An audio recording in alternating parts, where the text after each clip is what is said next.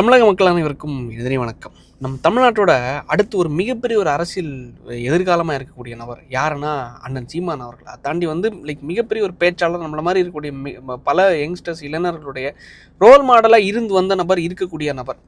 உண்மையிலேயே அவர் ஒரு நல்ல இடத்துக்கு வரணுங்கிறது எல்லாரோட விருப்பமும் கூட. நான் ஏன் சொல்கிறேன்னா, உண்மையிலேயே அவரோட உழைப்புங்கிறது இந்த தமிழக அரசியலில் பெரிய ஒரு உழைப்பு எடுத்து இந்த திமுக அண்ணா திமுகவோட எதிர்ப்பு வாக்குகளை எடுத்து அந்த எதிர்ப்பு வாக்குகளை ஒட்டுமொத்தம் 36 லட்சம் ஓட்டை அவருக்கு சைடுக்கு திருப்பி விட்டு ஒட்டுமொத்தமாக மிகப்பெரிய ஒரு ஓட் பேங்க் வச்சிட்டு இருந்த நபர் அண்ணன் சீமான் அவர்கள். அப்பேற்பட்ட செந்தமிழன் சீமான் அவர்களுடைய அந்த இப்பேற்பட்ட ஒரு உழைப்புக்கு கிடைத்த இந்த அவரோட வாழ்க்கையில் நடந்த ஒரு சின்ன வளர்ச்சியை பற்றி உண்மையிலே பேசி ஆகணும். அதை தாண்டி சில சோஃபா விஷயங்களை பற்றியும் பேசணும் அப்படின்னு சொல்லிட்டு தான் இந்த வீடியோ. ஆக்சுவலாக என்னென்னா, சில 2-3 நாட்களாக ஒரு வீடியோ ஒன்று சர்க்குலேட் ஆகிட்டுருக்கு. என்ன வீடியோனா, அண்ணன் சீமான் அவர்கள் GLC 300ன்னு சொல்லிட்டு ஒரு காரில் வராரு, 8ஆம் நம்பர் காரு. அந்த காரில் வரும்போது நாம் தமிழ் கட்சிக்காரங்க ஃபயர் விட்றாங்க, அழகாக வீடியோலாம் எடுத்து போடுறாங்க, ஜம்முன்னு எடிட் பண்ணி சூப்பராக போடுறாங்க. என் அண்ணன் பாருங்கள் எவ்வளோ கெத்தாக வராரு அப்படின்னு சொல்லிட்டு. ஆக்சுவலாக எனக்கு அப்போ என்ன தோணுன விஷயம் என்னென்னா, சரி இந்த கார் என்ன தான் விலை அப்படின்னு சொல்லிட்டு போட்டு பார்ப்போம் அப்படின்னு சொல்லிட்டு பார்த்தா, நியர்லி இதில் AMG அதுன்னு சொல்லிட்டு சில வேரியன்ஸ்லாம் இருக்குது. சரி மீடியமாக போட்டால் கூட 90 லட்சத்துலேருந்து 1 கோடி ரூபா வரைக்கும் வருது. மினிமம் 80 lakhs to 90 lakhs, ஒரு 1 crore 1.5 crores வரைக்கும் வருது. ஒரு 1 கோடி ரூபான்னு வச்சுக்கோங்களேன். கரெக்டாக எனக்கு தெரிஞ்சு ஒரு 6 மாதம் இருக்கும். 6 மாதத்துக்குள்ளே தான், 6 மாதம்லாம் கிடையாது, ஒரு 3 மாதத்துக்குள்ளே தான் திருச்சியில் ஒரு மாநாடு போட்டாங்க. திருச்சியில் மாநாடு போடும்போது 4 கோடி ரூபா அந்த மாநாடுக்கு தேவைப்படுது அப்படின்னு சொல்லிட்டு சொல்லியிருந்தாங்க. சரி, 4 கோடி ரூபா தேவைப்படும் போது நான் தம்பி துறையை திரும்பி பார்த்தேன். யாருன்னா அண்ணன் சீமான் அவர்கள்.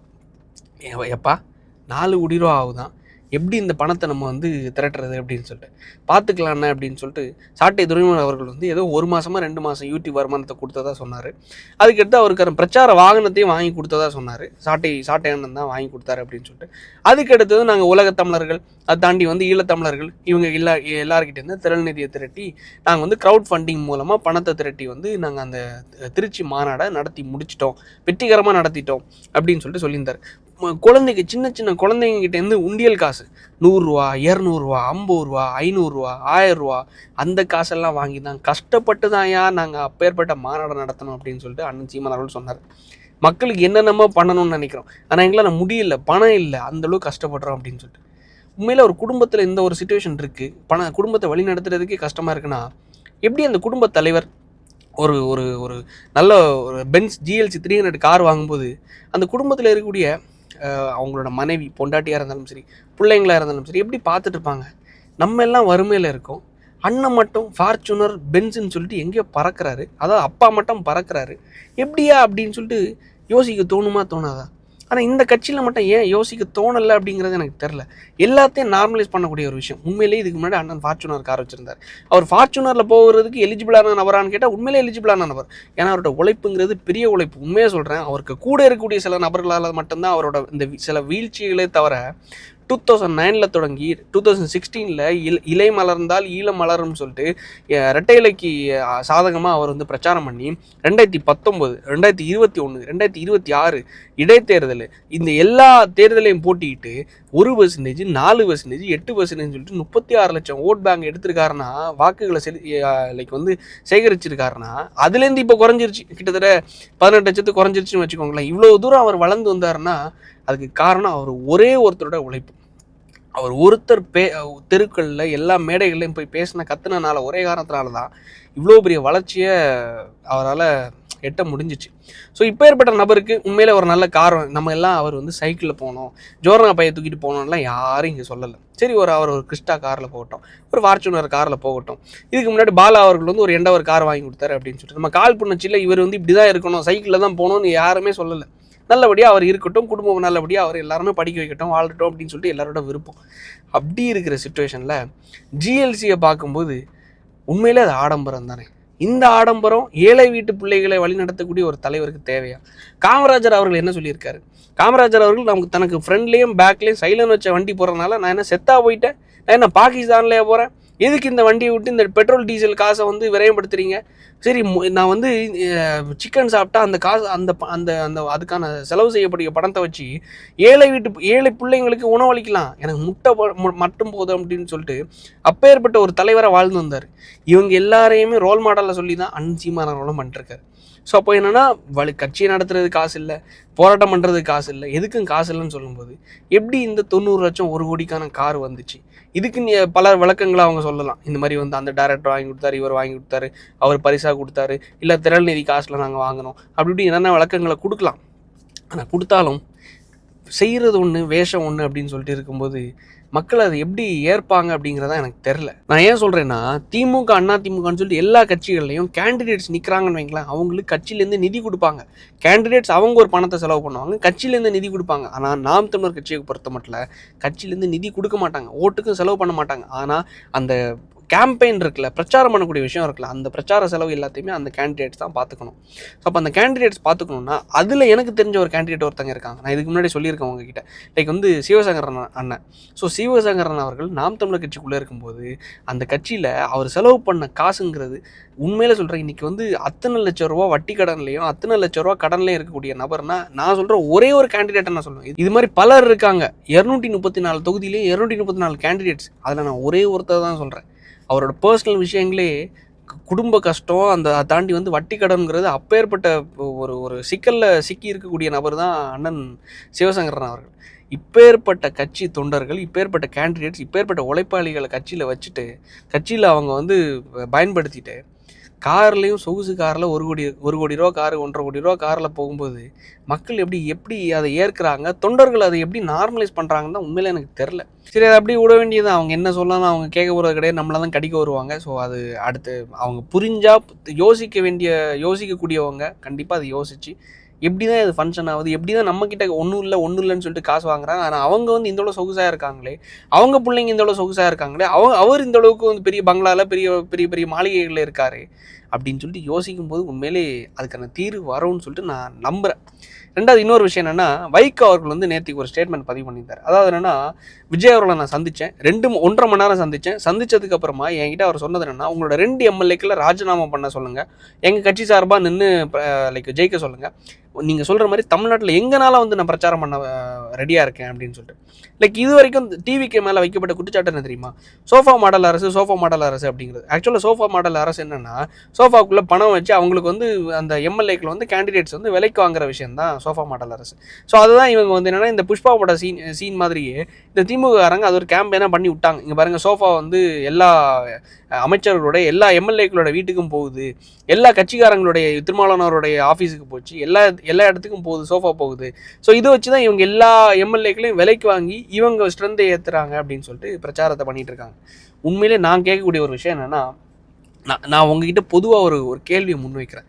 டிவிக்கு இருக்காங்க, அண்ணா திமுக இருக்குது, சுற்றி திமுக இருக்குது, அதை தாண்டி பாமக இருக்குது, அதை தாண்டி பிஜேபி இருக்குது, அதை தாண்டி நாம் தமிழர் கட்சி இருக்குது, அதை தாண்டி பல சின்ன சின்ன கட்சிகள் லைக் வந்து வைகோ அவர்களுடைய கட்சி, மார்க்சிஸ்ட் கம்யூனிஸ்ட் கட்சி, ஐயுஎம்எல்னு சொல்லிட்டு பல கட்சிகள் இருக்கா. ஸோ இந்த கட்சிகள் எல்லாரோடைய எதிர்காலத்தை கொஞ்சம் யோசிச்சு பாருங்கள், அவங்க இடத்துலேருந்து யோசிச்சு பாருங்கள். வைகோ அவர்கள் என்ன யோசிப்பார்? நான் இருக்கேன், எனக்கு பையன் துரை வைகோ இருக்காப்புல. ஸோ எங்கள் காலத்துக்கு அடுத்து இந்த கட்சி யார் வழி நடத்த போகிறா தெரில. ஸோ எனக்கு வயசாகிடுச்சு. ஸோ அதுக்கடுத்து என்னோடய பையனுக்கும் அந்தளவு எலிஜிபிலிட்டி இல்லை. ஸோ அப்போ நம்ம வந்து திமுக கூட இருந்தோன்னு வைங்களேன், இல்லை நம்ம அண்ணா திமுக கூட கூட்டணியில் இருந்தோன்னா உண்மையிலேயே நம்மளே ஆல்ரெடி இன்கேப்பபிளாக இருக்கும்போது அவங்க நம்மளை சாப்பிட்ருவாங்க. ஏன்னா அவங்கள ப்ரூவ் பண்ணக்கூடிய இடத்துல தான் இருக்காங்க. 58 சீட் இருக்குது, நம்ம இனி தனிச்சு நின்னாலும் எப்படியா நம்மளை ப்ரூவ் பண்ணணும்னு சொல்லிட்டு அவங்க தான் அவங்கள மேம்படுத்துறதுக்கு தான் இருக்காங்க. அப்போ நம்மளோட அரசியல் எதிர்காலத்தை நம்ம காப்பாற்றணும்னா டிவிக்கே தான் அடுத்து 10 வருஷம், அடுத்து 15 வருஷத்துக்கு டிவிக்கே தான் அங்கே போயிடும். ஸோ வைகோ அவர்களோட முடிவாக இருந்தாலும் சரி, கம்யூனிஸ்ட் கட்சிகளோட முடிவாக இருந்தாலும் சரி, விடுதலை சிறுத்தைகள் கட்சிகளோட முடிவாக இருந்தாலும் சரி, நான் பாமக லைக் பாட்டாளி மக்கள் கட்சியோட முடிவாக இருந்தாலும் சரி, எல்லாரோட முடிவு என்னென்னா யங்ஸ்டர்ஸ் மக்கள் இப்போ டிவிக்கு சார்ந்து போயிட்டாங்க.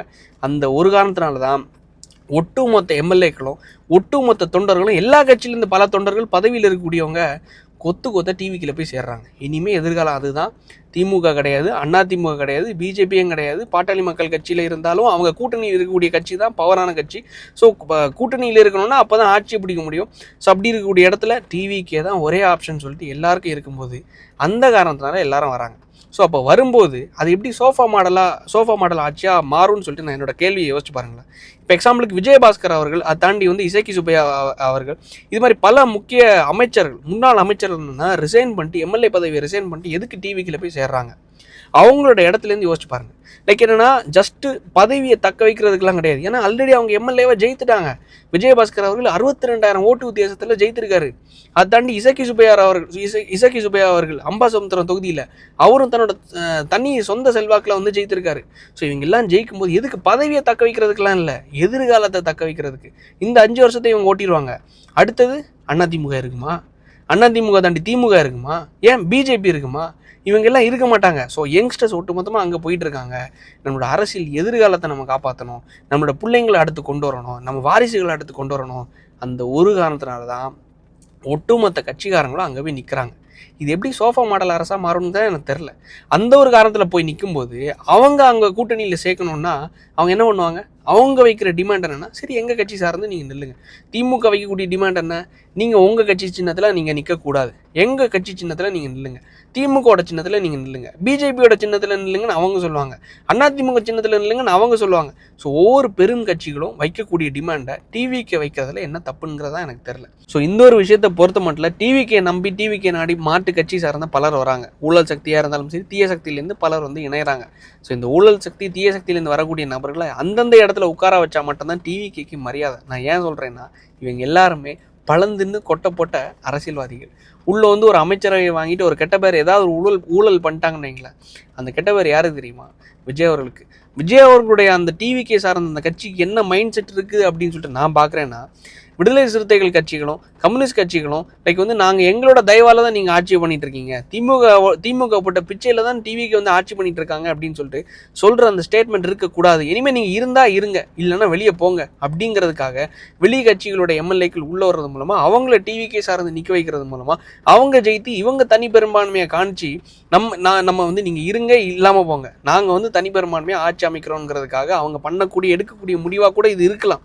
பட் இந்த முடிவுங்கிறது உண்மையிலே நாளைக்கு தவறாக கூட முடியும். காரணம் என்னென்னா, அவங்க உள்ள வரும்போது நம்ம கட்சியில் டிவிக்கில் இருக்கக்கூடிய புது வேட்பாளர்கள், புது மினிஸ்டர்ஸ் மாதிரி உங்களோட கண்ட்ரோலில் அவங்க இருப்பாங்களான்னு எனக்கு தெரில. காரணம், இசக்கி சுப்பையா அவர்களாக இருந்தாலும் சரி, விஜயபாஸ்கர் அவர்களாக இருந்தாலும் சரி, அதை தாண்டி வந்து பல முன்னாள் அமைச்சர்கள் உள்ளே வர்றவங்களாக இருந்தாலும் சரி, எல்லாருமே எப்பேற்பட்ட தூய கரங்கள்ங்கிறது மக்கள் உங்களுக்கு தெரிஞ்ச விஷயம். பட் இது டிவிக்கும் தெரியும் அப்படிங்கிறது தெரியும்னு நான் நம்புகிறேன். அதாண்டி இன்னொரு முக்கியமான விஷயம் என்னென்னா, டெல்லியோட தமிழ்நாட்டை சார்ந்த சிறப்பு பிரதிநிதியாக கேவிஎன் ப்ரொடக்ஷனோட ப்ரொடியூசரான லைக் வந்து அதோட உரிமையாளரான வெங்கட் நாராயணன் அவர்களுக்கு நம்ம தமிழ்நாட்டோட சிறப்பு பிரதிநிதி என்ற ஒரு போஸ்டிங் வந்து அழைச்சிருக்காங்க.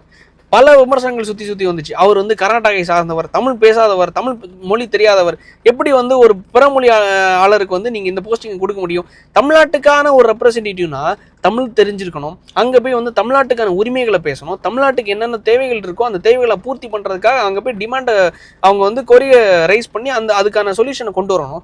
இப்போ ஏற்பட்ட பெரிய போஸ்டிங்கை எப்படி நீங்கள் வந்து ஒரு கர்நாடகாரருக்கு கொடுக்கலாம், தமிழ் பேச தெரியாதவருக்கு கொடுக்கலாம், தமிழ் மொழி இல்லாதவருக்கு கொடுக்கலாம் அப்படின்னு சொல்லிட்டு பெரிய லெவலில் விமர்சனம் போயிட்டு இருந்துச்சு.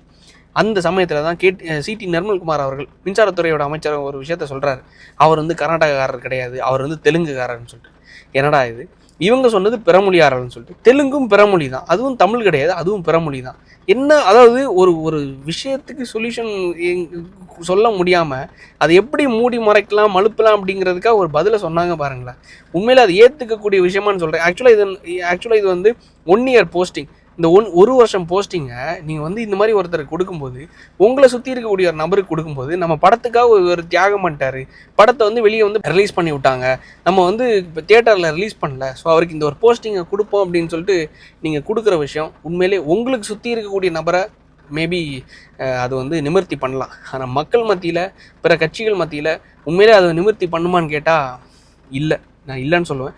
காரணம் என்னென்னா, இது வந்து தமிழ்நாட்டுக்கான ஒரு பிரதிநிதித்துவம் என்ற ஒரு முக்கியமான ஒரு போஸ்டிங், தமிழ்நாட்டை ரெப்ரசன்டேட் பண்ணக்கூடிய ஒரு போஸ்டிங். இந்த போஸ்டிங்கில் நம் மண்ணை சார்ந்த ஒரு நபர் இருக்கும்போது உண்மையிலே அது வரவேற்கத்தக்க ஒரு விஷயமா இருக்கும். ஏன் சகாயம் ஐஏஎஸ் அவர்களை எல்லாரும் புறக்கணிக்கிறீங்க?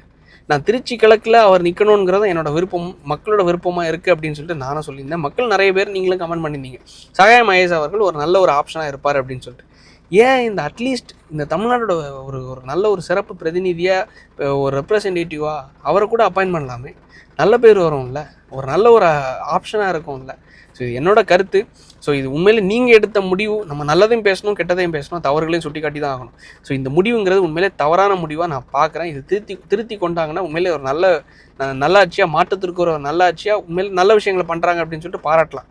பட் என்னோட ஒரு கோரிக்கை என்னென்னா, சகாயம் மகேஷ் அவர்கள் கூட நீங்கள் கன்சிடர் பண்ணலாம். ஒரு நல்ல ஒரு அதிகாரியாக, மக்களுக்கான ஒரு நல்ல ஒரு பிரதிநிதியாக, ஒரு ரெப்ரசன்டேட்டிவாக கண்டிப்பாக பணியாற்றுவாருங்கிறத நான் என்னோட நம்பிக்கை நம்புகிறேன்.